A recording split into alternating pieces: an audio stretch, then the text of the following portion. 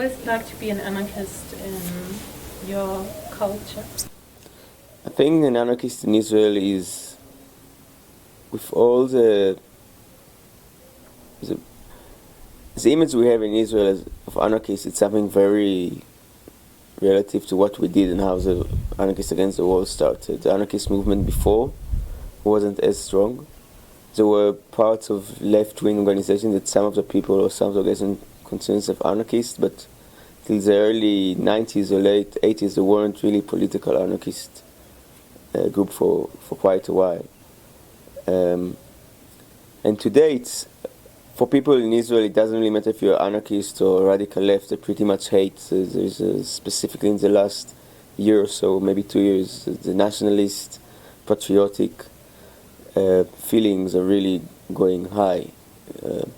The propaganda is really based on humanize anything that is pro-Palestinian. It's because Anarchists Against the Wall, most of our work is towards the Palestinian issue. So you are being demonized.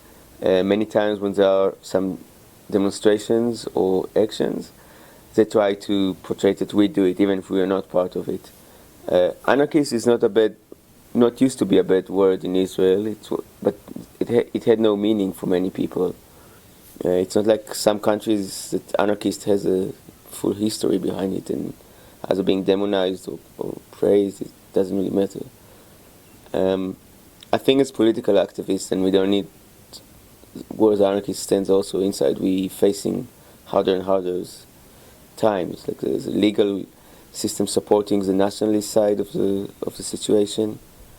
But more arrests in demonstrations. They're trying to pile up more and more legal cases in different ways. It's going to be illegal gathering. It's going to be trying to stop us going to Palestine, and then charging us for going to closed military zones or places we can't go. So it's not exactly about the anarchism, but it's easy for them to portray a lot of this pro-Palestinian stuff as anarchist things.